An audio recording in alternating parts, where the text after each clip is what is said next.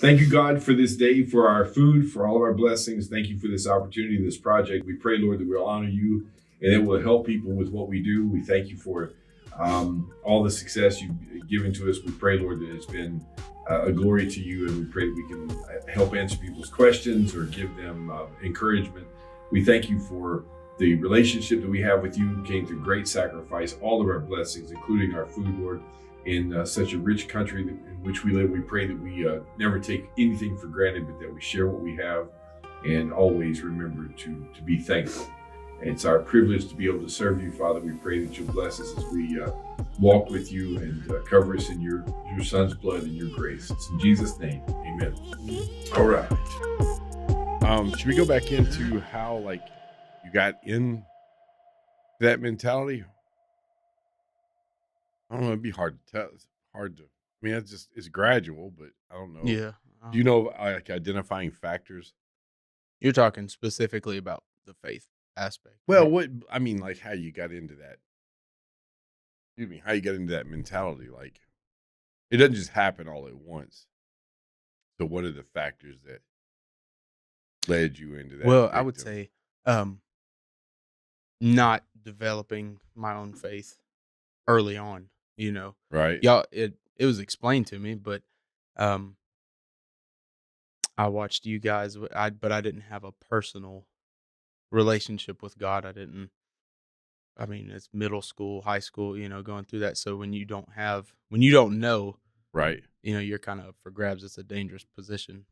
Do you remember me saying Kaylee's challenge would be a challenge to belief, or challenge of belief? Like, she would have to have it proven to her. She was not just going to take. Yeah. You'd have to. I mean, she was 8 years old and asking, "How do you know there's a God?"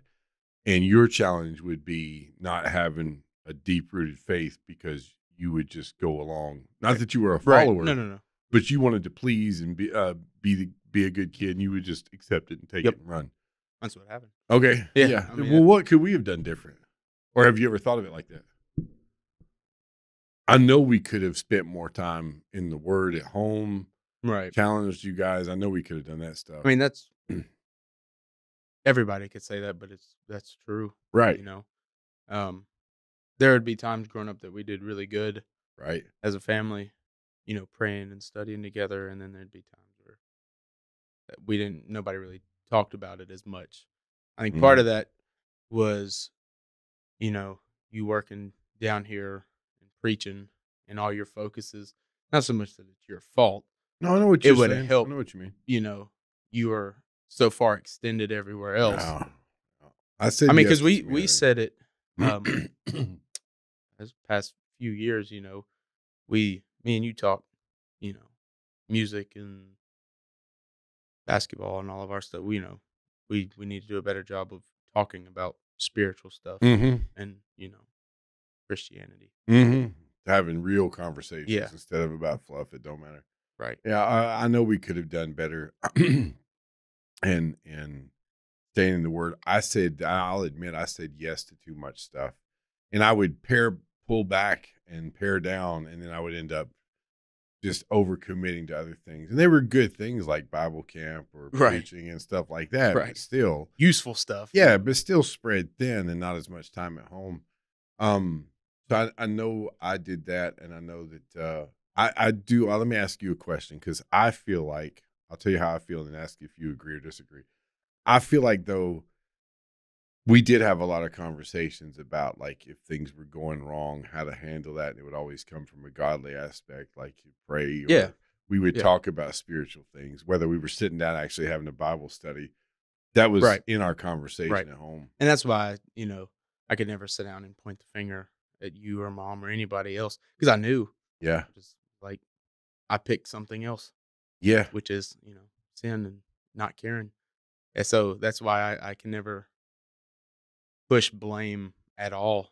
I mean, y'all could have done better in certain areas, but I knew what came with it, and I just didn't want Christianity. I was too focused on myself. Oh. I knew it was right, and I just didn't do the right thing. Well, here's a different aspect I wasn't thinking about earlier, because we're opposites in some ways. Were you ever accused of being a fake? like at school, like you go to church, your dad's a preacher, but you were talking however you wanted to and behaving and doing all kind of stuff? Or did you just tell people, hey, I just do that crap to keep my parents off my back? Or how'd that go? But that's what it turned into eventually. Yeah. You Yeah. know, once people started bringing it up. What would you tell them? Or, excuse me. When they brought it up, what would you tell them to say? Just tell them, that's how my family rolls. Mm-hmm. Ain't your gig. Wasn't much to me. See, I wasn't honest like that. I was a fake. Matt Fick, I'll mention him because he always listens to these or at least comments. And then there's other people I know from high school.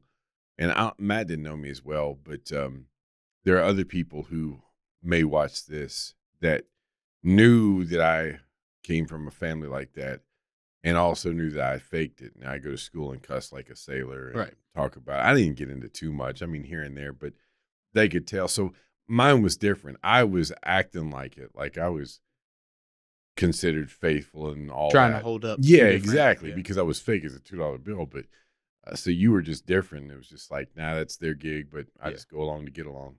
Pretty much. I got you. I just came up. All right, so let's go back. Let's just break into the victim part of this thing. We talked about that last time. The victim mentality to define is that woe is me, or how would you define it? So woe is me, it's unfair, blah, blah, blah. In your version, how are you the victim? How I thought I was the yes, victim? Exactly. That's what I mean. Okay. That's what I mean. You know, it was I would say that I was trying hard. You know, my little bit of effort as far as Christianity goes, right. I thought would, that people should just, believe me and whatever, and started to get into not showing it and being judged and stuff that even before that, being judged for, just looking a certain way or acting a certain way. And it's just over time you let it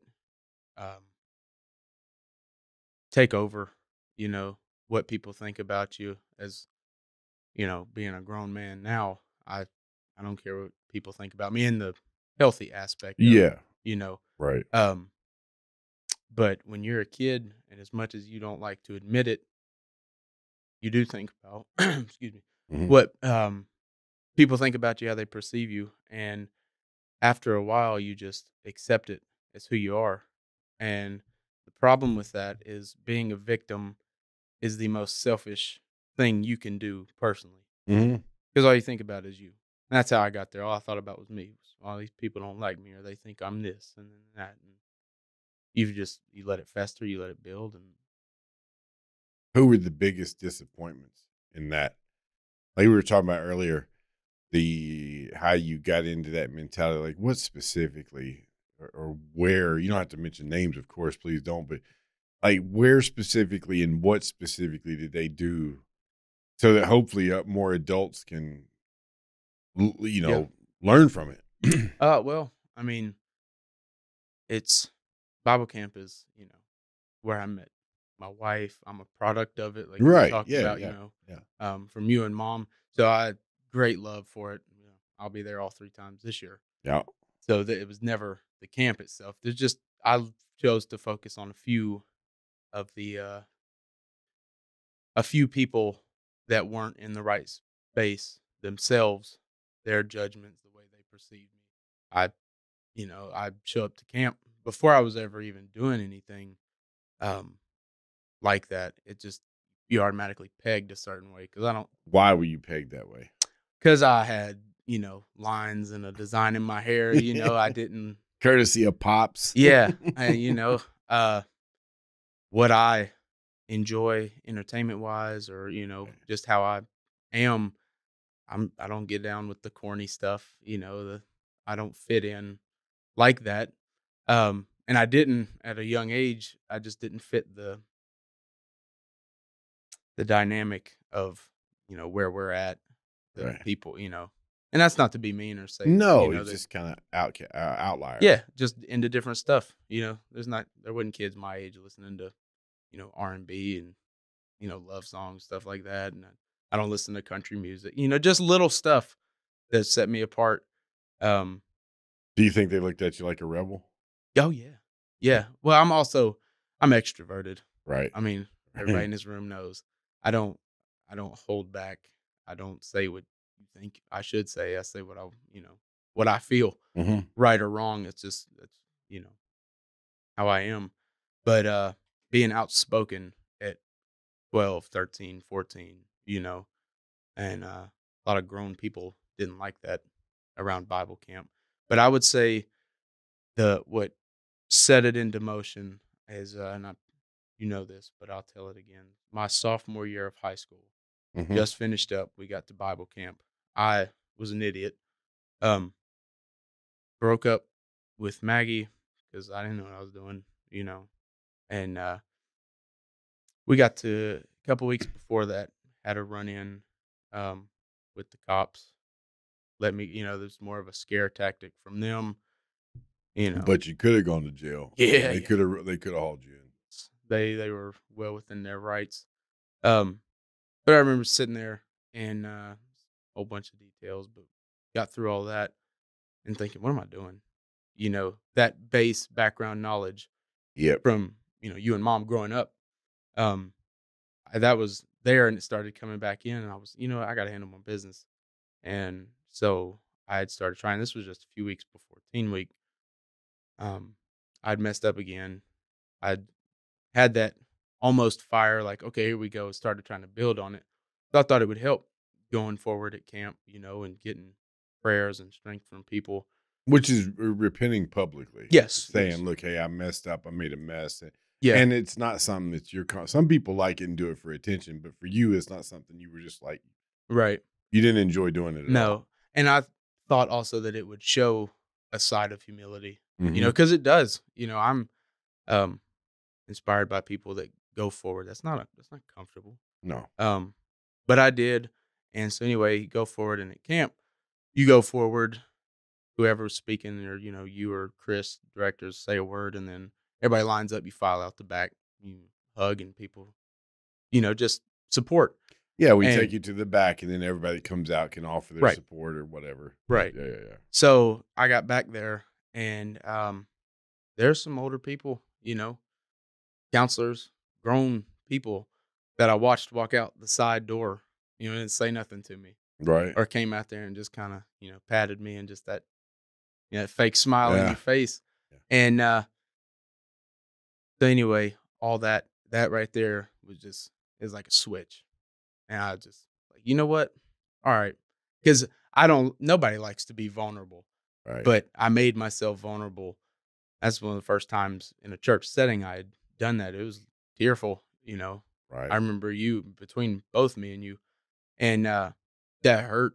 And so that pain, I was, you know what? Forget all y'all. And that was like Monday of Bible camp. And so the rest of that week, I didn't sing another word. I was done. I was like, whatever. This is fake. Everybody else is fake. What have you been preaching to me? I let everybody else ruin. Well, you let those few. Yeah. Let me ask you this: were you overly sensitive and maybe misunderstood those people, or were you sure? Oh, sure. Because at that point, it had been a few years of that stuff. Right. I'm 16 at the time and been going to camp since I Same was 12. people. You know what I'm saying? Okay. The same stuff over and Gotcha. over. And so I finally just hit my limit. Whatever. Right. And I said, makes me uncomfortable to say now, but I don't believe in this God stuff. Right. But I don't see how he works in my life. All these people, that's what they're preaching. And then that's the reaction I get. So forget them. I'm just going to do what I want to do. Yeah. Makes sense. That was where all of it came from, right? Being let down by, man, that's hard. We talked about that last night in class.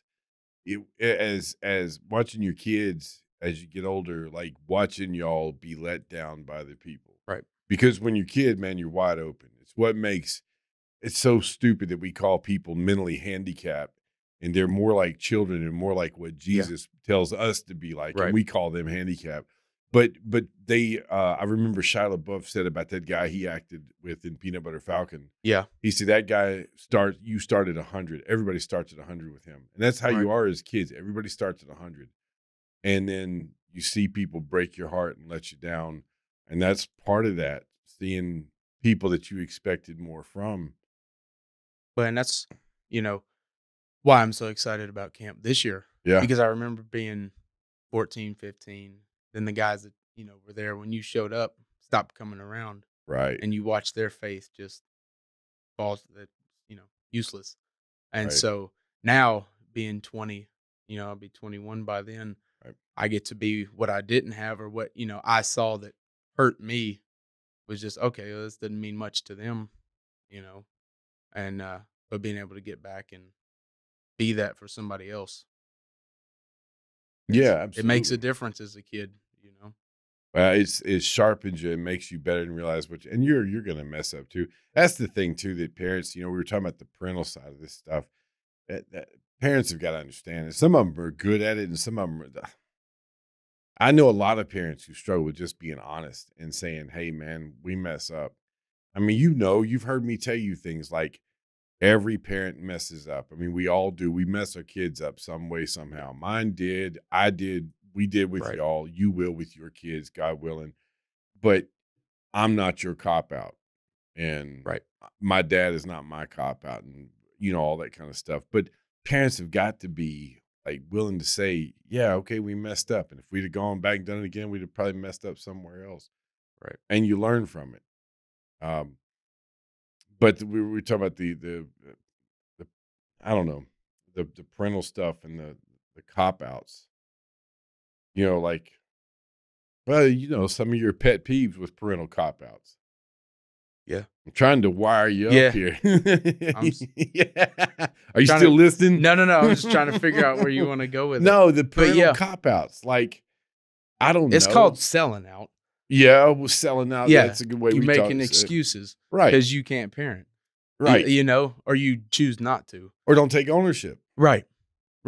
How, like, that's why kids are getting so messed up. It's because you watch a parent that doesn't take ownership. I messed up because I was just stupid, but that's why, even as stupid as I was, I couldn't blame you guys because y'all took ownership for what you did or didn't do. Right. But it just drives me nuts. You're Yep. just copping out. But everybody just describes the problem. Oh, You know what I'm yes. saying? I'm drowning and you're describing the Yeah, water. shut your mouth and Do do what you something. got to do. Right. All these Facebook warriors, that it's all our generation. We were this, we were that, this. No. You set the tone. You lead. Right. Like, stop calling your kid a wimp because you made him a wimp. That's your fault. What do you mean? We raised him. Yeah. We raised the generation. Exactly. I know. All they do is play video games. Right. You the one that pays the bill. Pull it. Right. Go outside and play with some dirt. That's like Bill Burr Yeah. talking about the epidemic of childhood obesity. It's like, these kids ain't got no money, Yeah, ain't got ain't no gonna get no job. Right. I don't know why my kid is this. Because you let them. Yeah, because it's easier to let them Right. pacify themselves. All and like video games and phones are nothing but like pacifiers. Yeah. I mean, that's what you do. You give it to a kid to make them shut Right. up. So you give that to them, make them Yeah. shut up, so you don't got to fool with And them. then you're like, why do they want to be on it all the time? Yeah. You're an idiot. That's why. That face says it all. We'll capture that face. Yeah, and that's stick it- thumbnail. I don't care. Make it the thumbnail. But it's honestly like thinking about all this, the past couple weeks. You watch parents become a victim to their own kids. oh, I just can't. I can't. Goodness. I can't do anything. He's grown. To kids who Yeah. are living at home. It's like, what? Are you Got serious? back the mic. I'm getting loud now. That's the dumbest thing. Like, Yeah. I've heard parents say, "Well, they're 15 years old now, so I can't tell them what to do." Are you outside your No. The mind? worst one is, well, boys will be boys. Oh, Oh, great. So let's feed into it. yeah. The old phrase used to be, "Well, they're going to sow their wild oats," which basically meant they're going to have sex, with a bunch of girls, and that's just the way you do it. Well, That's weird. you know, but Does that yeah, I sound know. Sowing oats, it's who knows? Nobody uses that anymore, but threw you with that one, didn't I? Sowing oats? Okay. You couldn't think of nothing better. There's Game. something about birds and bees in there somewhere. Yeah. Where was it? But a buddy of yours, Christian, grew up in a church family who knew his kid was smoking weed, and was like, "Well, just don't let your mom find out." Yeah. Good Nice. day. Are you No, I had a smoking friend. too? We're still pretty good friends, but he got in and started, doing what boys will be doing. And his mom told him, if you're gonna do it, come by protection. Right. Like, let me know. Right. Yeah. Anyway, and now, that was years ago. Now, he's still got the same problems doing the same stuff. It's like, Yeah. wasn't it? You licensed it. Yeah, you Just said, open the door. You're going to do it. So, Right, and then you get mad. yeah. Like, no wonder kids are confused. Hey, say, well, I don't know. There's lots of different ways to go into that. But I yeah, think- just the cop out, though. Yeah, it just drives me nuts. Like, okay, everybody, that's what the problem is in society today, is everybody compares themselves and looks to other people as what they should be. Right. Like, no, if you would actually pay attention to your kid and figure out, what's strong points, weak points, and just engage with your kid instead of looking for some, 30-second fix, or, focus on your kid, handle your business, help Right. them, it's. I remember they did a study. Who knows how they come up with these numbers? They did a study one time. You know how much time the average dad spends in singular focus on his kids in a day, in a 24-hour period? Would you guess? 31 seconds. Like, while he's not doing anything else, he's actually talking to them, looking at them. Who knows how they come up with those numbers? But you can see it because dad maybe now he's on the phone, or he's watching the game, or he's working on something, or whatever else. Right. And I'll tell you, from a parenting standpoint, look, it's scary and it's tough, and y'all don't come with instruction manuals. I mean, we do have the Bible, but you got to invest. I mean, you guys, kids, are an investment in time, and I'm not talking about money and making jokes, but you guys are an investment in time. And you parents can just get selfish and then not admit that and just say, well, I got to have some me time. Okay, well, have you some Your me me time. time's when you're dead. You're right. Yeah. If you do it right, Exactly right. It sounds harsh, but that's the truth. Yeah, who cares? And we want to teach our kids to be servants. And so I could go on and on. Let's go back to the victim thing. You had some, I love the verses you came up with. Whether you want to read any of it or just mention them and what's going on in the scenario. I don't really have specific. It's more of just the passage. Yeah, you don't have to even read Matthew anything. 26. So why Matthew 26? Jesus, who we're supposed to follow, who we're supposed to imitate, who was the biggest victim of all. Right. Never claimed to be the victim. Right. Never sat down. That's what drives me nuts. People, it's unfair. Well, this happened. There's so many excuses. Like, really? When did you ever see Jesus defend himself? Matthew 26. That's when he's brought in front. Him and Barabbas. Yep. Choice. That whole getting into it, beat, spit on, crown of thorns, beaten into his head. Open hand slaps. I mean, I think about it back then. If they're doing all that to him, I mean, he was naked. Right. Exposed, the embarrassment of all that. Right. Carrying his own cross all the way through and through. And where do you ever hear him, it's unfair, or complain? Yeah. So who am I to say my life's unfair, or that this, And that was voluntary too. Yeah. He could have got out of that at any time. That old song, he could have called 10,000 angels. In the text, it reads 12, legions of angels. He could probably the least he could have done. Yeah. He could have just got down and been fine. Yeah. And said, forget y'all. Right. Almost kind of like Genesis 6, and God's fed up and done. Speaking of parenting, I mentioned Genesis 6, with all the things that parents want to do for their kids, and all the ways we define success. When you look at Noah, the biggest thing you can say about Noah is he built the ark, but he took his family. And it wasn't just him and his wife, but his sons and their wives too. And that's accomplishment. 8 of them. Yep. And so he affected, I'm sure his wife helped as well, Mrs. Noah, affected them growing up and who they chose and all that kind of stuff. Parents need to be praying about who they're. Go ahead. I was going to say, you can take Noah as another example. Yeah. My man, he must have looked outside his mind building a boat, right. Hadn't rained in so long. Crazy. Yeah. And if he could have been with this unfair, God, like they don't understand. They just don't get me. Okay, just do what you got to do. Right. Noah did what he had to do. Right. All these people, like, it's a good gauge when you figure out people is in the oh woe is me stage and what you don't have a strong faith. Because I didn't. Yeah. I didn't know, I wasn't working at knowing the Bible like I should have been, and it showed. And it's just I don't have sympathy for it Because you've been there. because I've been there. It's it's tough or blah, blah, blah. No, you don't need to hear that it's unfair or that you're at a disadvantage. Buck up and take care of your business. And besides all the Christianity stuff, everybody in our culture in America, I'm discriminated against. That hurt me. You offended me. Yes. Forget you. Yeah. Yeah. Or your circumstances. Right. And America as a whole, when you take away the Bible, that's what you're seeing as a society. Yeah. We're just navel gazing, as Right. what they think that's a Hindu saying of some sort, but you're just looking inward all the time. Whole life's about you. I was thinking, you talking about Jesus and Matthew 26. I always think of Romans 12, 1 and 2. I appeal to you, or I'm begging you, which is crazy to think God's begging us to do anything.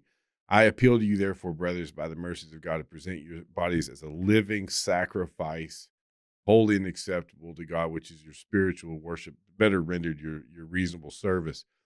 Do not be conformed to this world, but be transformed by the renewal of your mind. And he goes on from there. But that whole living sacrifice thing, behind that word is victim.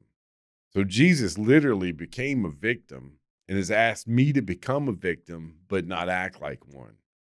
And like you were talking about earlier, people mean well too. And they're like, oh, you need a break. Oh, you need this, that, or the other. Or you need somebody to. When you're dead. Yeah, but and they mean well. Like they're trying to look out for you, but they're actually weakening you. Right. They're trying to get you to think about you. Well, that's also because us Americans, we don't have any real problems. And when you put it in the grand scheme of things, man, you ain't got no real problems. We create a lot of problems for ourselves. Right. We can't figure out which gender we are. We don't have real problems. You know what I'm saying? Like, I know you got two options. Right. I know what you mean. I know. You had one other one. What's the other one? I wrote it down. Your other scripture reference. Acts 16. All right. Which is Paul and Silas being wrongly jailed. And the biggest beaten too. Yeah. Forgot about beaten. Yeah. Beaten. And now once were they in there talking to God, this is unfair. No, they're in there singing. Yep. Like, I don't know if people understand that or not, but it ain't like me and you are just gonna sit down and start singing songs. We ain't gonna start right You here. know what I mean? Like, but that right there didn't matter. Yeah. When Paul wrote Silas. Yeah. Well, no, I'm in here wrong. I got wronged. I need to get out of here. No, it's okay. That's what it is. Move on and carry out the plan.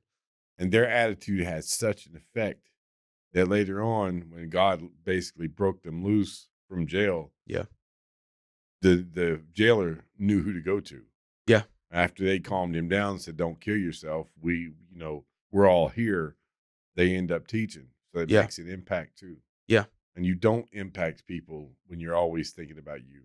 Yeah. No impact at all if not they positive. Didn't have that. Yeah. No. Yeah. Detrimental. Yeah, absolutely. And you can't serve people. Like that whole action verse in Romans 12 is talking about me becoming transformed by transforming me through the renewal of my mind and so forth. But you're not doing none of that when all you're doing is just thinking, what's happening to me? You're not moving. No, you can't. You can't be aware looking at yourself. Right. Think about it like walking. Yeah. If you're walking looking at your own feet, you're going to walk into other stuff. You can't see everything else around you. You can't go where you need to go, where you need to be to help, to serve. And that's the thing. If you read the Bible long enough, it's not about you. Yep. Never was meant. It's meant to save you, but we're not in this for heaven. That's what we talked about last night. That heaven's a bonus. One great bonus. Yeah, I want to be there. Sure. Yeah, but that's not my concern. My concern is not where's it shouldn't always be, well, I'm struggling or my faith. No, you serve. Yeah. You want to get right with God, make God happy, serve other people. Mm-hmm. Put yourself. That's what the whole Bible is about. Putting yourself right there. Mm-hmm. Everybody else. Yeah, it has nothing to do with value. It's Yeah. not like, well, if you put yourself down, you have no sense of value or worth. Not at all. Yeah. I know my worth, but I'm not the end all be all. Right. Everybody else comes first. What's that verse? Go ahead, keep talking. I'll get that verse here. No, that's like people don't know what sacrifice means. Right. It's not easy. It's not comfortable or fun. Yeah, it's sacrifice it's painful. It's supposed to hurt. Well, Paul says in Philippians 2:3, do nothing from selfish ambition or conceit, which is what the victim mentality is, but in humility count others more significant than yourself. Yeah. And don't hit the mic. Yeah. Well, and that's exactly why I don't have sympathy for people in the victim, when you're a victim to your own life. Right. That's so selfish. You don't think about anybody else. I know I didn't. Yep. I didn't care about nobody else. Trapped, if we're just being straight up, whatever. That's how it was. I didn't care. You didn't care how it affected your girlfriend, who's now Nope. your wife. You didn't care how it affected your parents until Nope. it clicked. That's uncomfortable to say, but that's what it is. Yeah. You got to call it what it. Well, I knew it when we were in that conversation, in that car having the conversation. I knew I needed to say and I needed to talk, and I was hoping it would break through. But I knew good and well you weren't there, and you didn't care, and Right. you just can't make another person care. Right, and that's what I would say is the most dangerous thing in society today. The society I grew up in is all you see is how everything affects you. Social media, school, all this. It's you. How does it affect you? How do you feel? Yeah. And to be honest, I mean, God doesn't really care how you feel about certain aspects, Some people don't understand that phrase, but it's true. Right. It's not about how I feel about it. It's about what's right, what's wrong, and what he wants. And all he wants for me and you and everybody in the whole world is good stuff. That's all he wants is the good things. And that's what sets me off too, is how arrogant that is to talk about how unfair it is or how you're down. Yeah. You want to talk about fair? Fair would be you burning and rotting in hell because we're people and we sin. Yeah, you want to talk about fair? That's fair. So we're on the plus side. Yeah. Well, you're 3 chapters in the Bible before we ruin everything God made. Yeah. Destroy it, bring in death, destruction, all that. And it's all downhill slide from there. Saved us from everything. All we got to do is imitate his son. Mm-hmm. Yeah, very little in response. Not hard. It is, but it isn't. And it sounds cold. See, some of this conversation right here sounds cold to people. Like, well, they're just not caring. It doesn't mean you're not concerned. It also doesn't mean that if somebody is sliding into that mentality that you don't reach out and try to help them. Right. But as an overall, and these people who are blaming others and just destroying others and trying to destroy others and shouting down others because of how it affects me. Yeah. Yeah, no. I ain't got time to sit down and right. I'm sorry if you got, you're sliding down that way, I want to help you and, bring you in, but we ain't about to sit down and just go through all the stuff you're going through, that doesn't really make it. There's legit problems. Sure. I don't want to sound cold-hearted to that, but it's about shifting perspective. Yeah. And I can't shift your perspective if all I'm doing is wallowing with you. Right. You just add to it. Right. That fire is getting bigger and bigger and bigger. Right. We didn't sit down. I didn't sit down and talk about, well, I know these Christians are pieces of trash. And they should act better. I mean, we did acknowledge that, but we didn't sit there and just talk about it. No. I get why you're there. No, you got to step up, man. You got to snap out of this because you're destroying yourself and you're destroying everybody around you. Handle your business. Yeah. That's pretty much it. Now, let's wrap this one up. Maybe this whole conversation. What advice would you give if you had to think about? I'm throwing you, kind of a curveball, but what would you tell a young person who's caught up, or a Christian young person? What would you tell them? Somebody with a concept of faith, and they're starting to get caught up in this victim mentality. How would you keep them from going down the same path you went down? Think about everyone else. It's a lot harder. I tell people it's hard to sin when you're praying, Mm, when you're talking to God. But at the same time, it's hard to do that stuff. You're thinking about how it's going to affect your mom and dad. How if you get seen, if you're salt or somebody sees you partaking in stuff like that, how that's going to dampen the view of your parents because of you, your brothers or sisters. I had, Gabe watching me do most of that stuff, and that makes me sick to say, but I didn't think about him. I wouldn't, that's once I started thinking about other people, makes a difference. mhm. So you start thinking about yourself and, oh, woe is me, blah, blah, blah. Look around you. Well, you said last time that helped kinda snap you out of it. Yeah.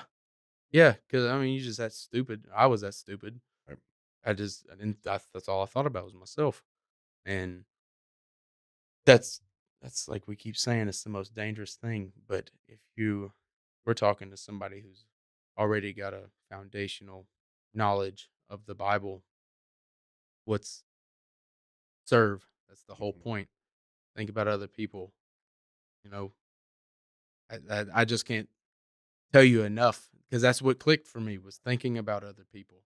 I didn't really think about Maggie. I just keep pointing back there, Right, right. but I didn't really care um, what I was doing. I didn't see how that affected her, and then once you do, it clicks. But don't get to that point. Mhm. I would tell them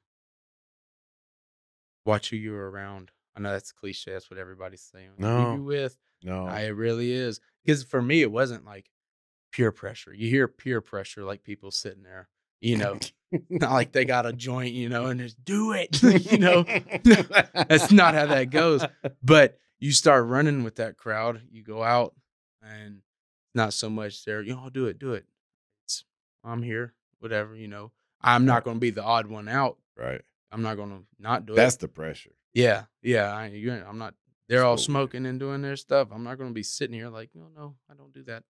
you know. But if Yeah, I'd have never put myself in the position with them, right. put myself in the right position, been focused on once again who is around me, who do I have an impact on, Right. there's never been a problem. Well, you always remember us saying the most dangerous Yeah, thing for you guys, for anybody, is who you're around. I remember always that's stupid. That's the dumbest. Is that what you thought? Yeah, Yeah. and then you get through it and you're like, "Ah, man, Well, that's everybody. they were idiots. Yeah. Too. They were right. That's everybody. Yeah. Our parents get smarter as we get older. Yeah, I understand. But that's what we always said was who you're around is the worst thing because it's not like anybody's just. Some people talk about, well, it's the drugs and the alcohol and the blah, blah, blah. No, it's usually who you're around because you usually get in trouble with multiple people. Yeah. Just out doing your own thing by yourself. Well, and you had kind of warned me growing up playing basketball Yep. that it would happen or that would be a threat was riding the bus and hanging. That's who you're with. Yep. And most of the time those guys aren't, the best thing for you. And And even they were decent guys, but they yeah, just didn't have any sense of faith or any right, sense of they were just going to do the guy things, what's right, expected and so forth. I remember being on those buses, for wrestling and 1 year of basketball and wasn't around a whole lot, but I knew what that was about. And what I had watched was a guy, and I don't want to use his last name because wouldn't want anybody to think I was disrespecting him.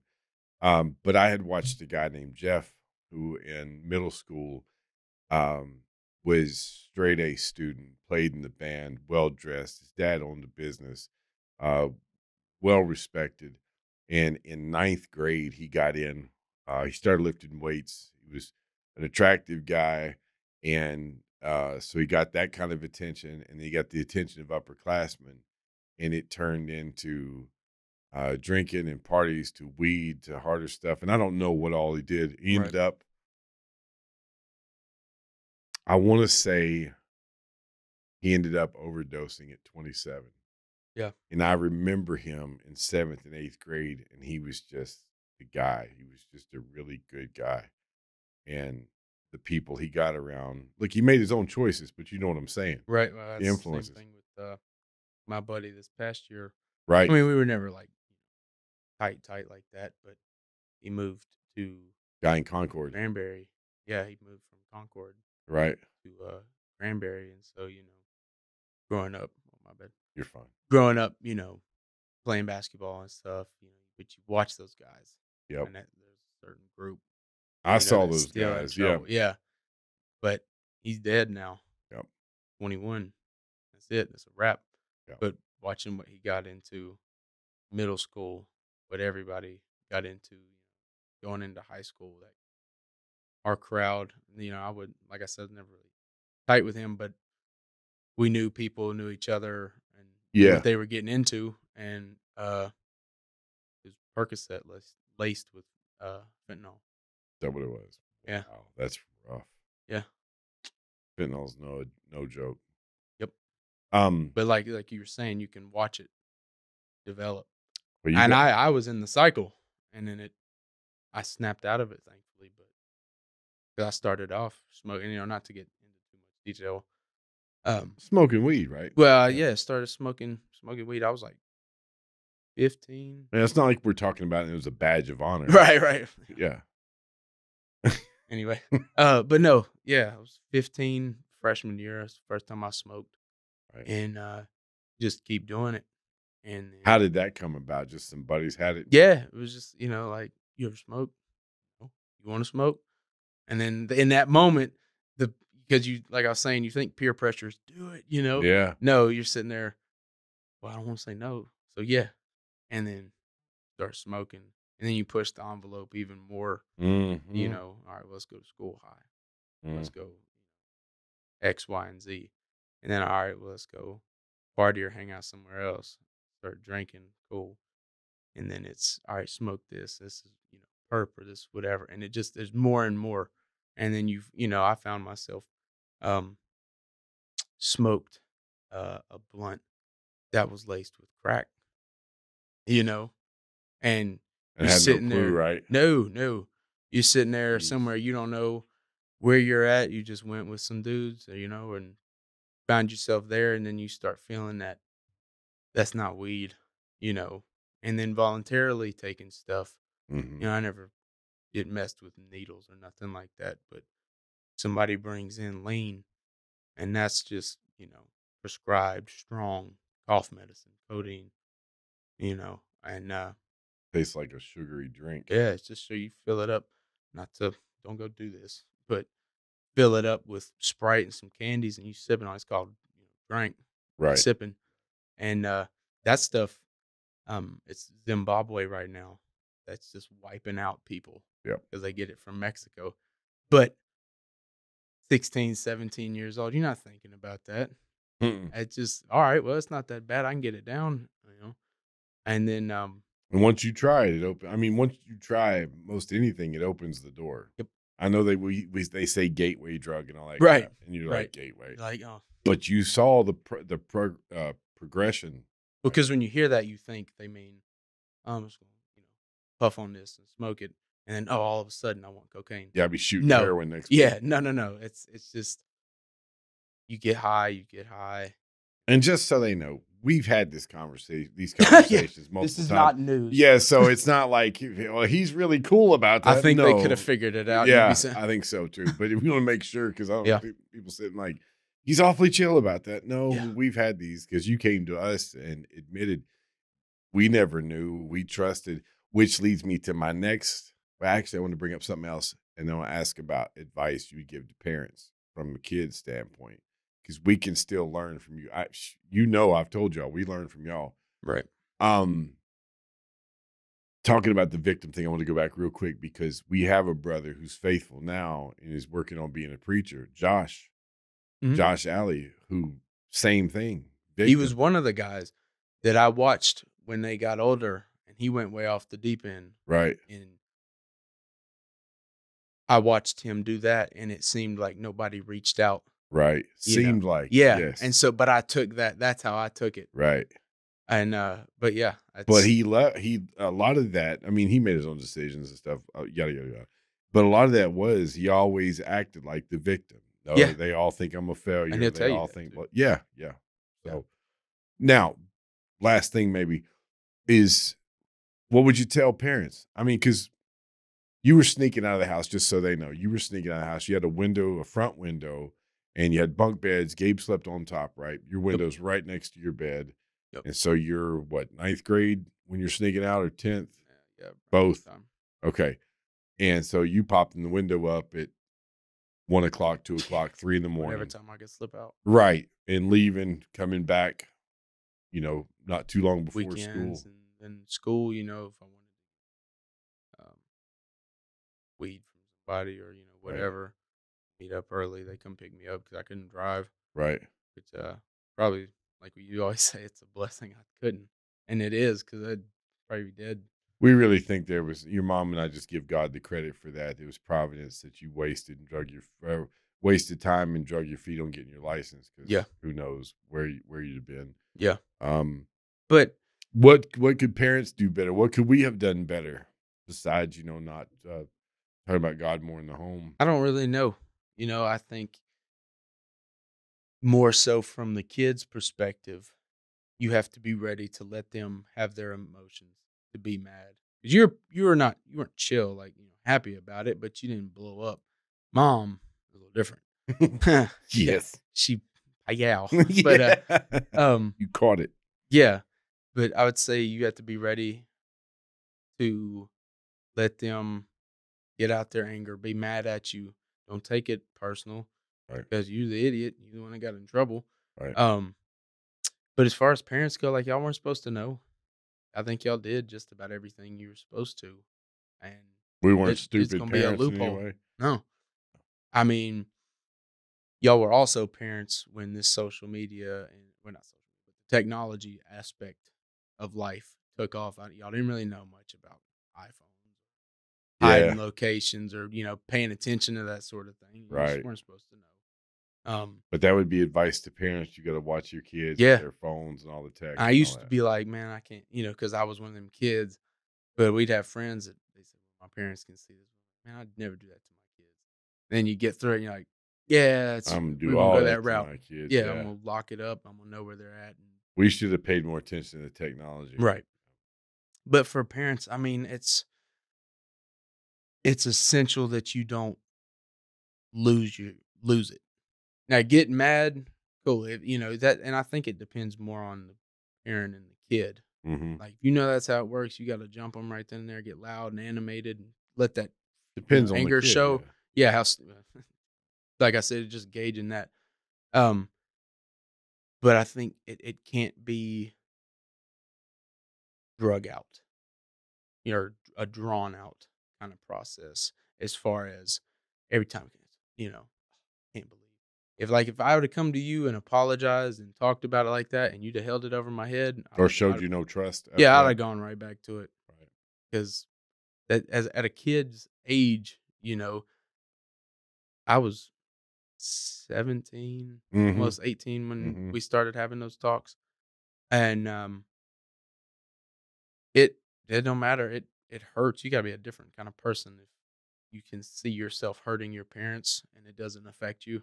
Mm-hmm. Watching mom get teared up because of what I put Gabe and my siblings through about knowing stuff and around that stuff, and you think about it, but then you see that initial reaction, which is good. But the parents, because I've seen them, that they just hang it over that kid's head. If it's Mm-hmm. apologized, if it's settled, get it all hashed out, have your talk, whatever, get it done, move on. When you dwell on it, you're Well, setting up to fail because they're just going to turn right back to it. Give them, okay, well, where do we go from here? What do you want to do with your life from here? And let me help you. when your mom got pregnant with Shay, that was the difference between her mom and dad. It was her mom was lost her mind. No disrespect to her, it's just how she reacted. She lost her mind, and her dad was like, "Well, it was wrong." Because I mean, they could see we were Right. apologetic and repentant, but her dad was like, "Okay, so what do we do now?" Yeah. And which was Well, much more constructive than we already knew how bad and felt bad. Had we not been penitent or repentant, then yeah, that reaction, you justify that reaction. right. There are times for that. But in that, like, that's why I had to explain to Gabe and to Shay and Kaylee, you did some crazy stuff. I didn't want them to look at our reaction or my lack of reaction and go, why didn't you blow up? Because I didn't find out through somebody else. You came Right. and told me. Had I found out, and the one time you did decide to indulge and we found you in what Yeah. we thought was you saw a different side. You saw a Yeah. different reaction Yeah. to, hey, I admit I messed up and did this. So that's just kind of illustrating what you're talking about. And part of the balance of parenting that you're going to find out is one of the toughest things. I said it even before I went through it because I could see it coming, and it still holds true. One of the toughest things is how much room and rope do you give your kids, and how much do you hold back and protect? Right. Because if you protect too much, you have that young married couple that we know of who's just don't even know what Yeah. faith is, and they're off trying everything because they have freedom now. Right. And then if you don't restrict at all, kids aren't designed to Yeah. lead their own paths and make their own Right. paths. So anyway, I just wanted to mention that, striking that balance. I would say a lot of it is how a parent reacts, whether it's going to make or break. Because I have a buddy, well, No. um, that I was partaking in all that stuff with, and his I parental like figure. when it's a Bible discussion is partaking. Yeah. Well, I mean, Nobody's like, you want to partake in some of this lean? yeah. I'm just playing. It's just Let's word usage. partake in rolling. Right. Go ahead. But the Oh, buddy that was with you. yeah. And but his parent, still holds stuff over his head. Still, like, he's apologized, forgiven with God, Right. and forgiven to an extent, but he went even farther backwards after all that because it was constantly, and that was a worry or a concern No trust. yeah, you know. Got it. So it's a balance that I don't know. Obviously, I'm not a parent. I just think there's some stuff that by us sharing that may help somebody, some kid that's going through that. Okay, it's all right. Talk to your parents. And that Mm. sounds like such the school, program. Go talk to your parents, sonny. Yeah. I know, but But it's that big. It's monumental how the parents react and whether or not you move forward from that and help them build or not. yeah, if you overreact, you risk your kids never telling you anything. Right. They never come to you. I think the big thing too is y'all didn't take it personal. No, we didn't. I wasn't supposed to be up at 3 a.m. checking to see if you're still in Right. your bed, Right. every 30 minutes or whatever. Put a laser on your window so the Right. alarm Right. went off. Yeah. But so I didn't take, I mean, you took that initiative on your own, but we've talked about both of those extremes too. They're the extremes of the parents who are like, oh, it's no big deal. You're cool, Yeah. whatever else. To the parents that just, you can't even talk to them because they're so, oh my goodness, I can't believe that's the funniest one. I can't believe you ever. Can you imagine me?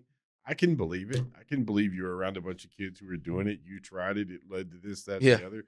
Now you told me those stories, and I've been like, good, holy cow! I could have got a call Yeah. from jail. I mean, so many bad things could have happened. That was part of your mom's reaction. Oh, Hey, there's stuff she doesn't know, and that yes, she don't want to need to know or know. need to know. Yeah, Has nothing, holds no weight right. other than negative. Scared to death. Yeah, and that's not a funny thing, but No, it's it's just just is what it different. is. We're on the other side of this now. Anything else to finish off with? Just I don't start even them young. I would say start them young. start young with your faith. Be on top. And I mean, I struggle. I'm married. Was it 3 months? Coming up on 3 months. They kind of run together. November, December, January. She's out anyway. Yeah. Anyway, but I'm still new at this, and so I have on a lot of leadership aspects that you just don't really know about till you do it, and you mess up, get hurt, and you're like, messed up. But with your, once you become a parent, I'm not yet, but stay consistent for your kids. That's a hard one too, man. Just being consistent because kids, y'all are made to test. Yeah. How much can I get away with? Let me try it again. Right. Let me try it again. Let me try it again. Yep. And you're just like, okay, fine. Right. Break.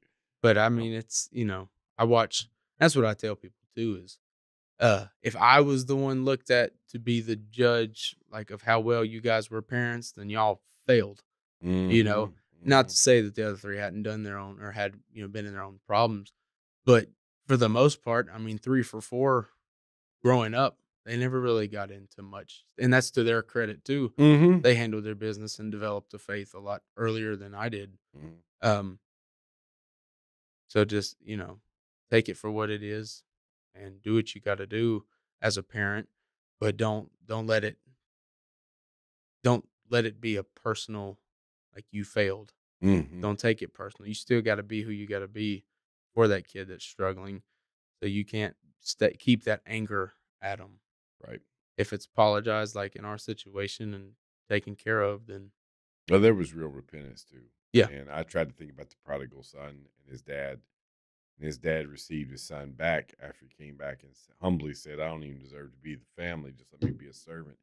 So when they come back with that, you can't just be like, well, you piece of trash. Look what you put me Right. through, blah, blah, blah, blah, blah. So we go on and on. Anything else you want to add to? We didn't even time this. You got any idea how long it's going? 1 hour. Gee. Right. Well, I don't even know if I should apologize. I'm not going to. It may be a little longer, but it's been good. I appreciate you doing it. Next time, you want to do it again and do something else that's not personal, and I'll get you fired up about something. Well, we can keep, You just let me know. I'll show up. We're good. Cool. Talk about, I ain't going to even jump into it because it'll start off. It'll kick off. All right, cool. So we'll do it again. And thank y'all for being patient if you watched all the way through this. Yeah, appreciate it. You have a good nap? Yep. 10 out of 10. This chair's pretty comfy.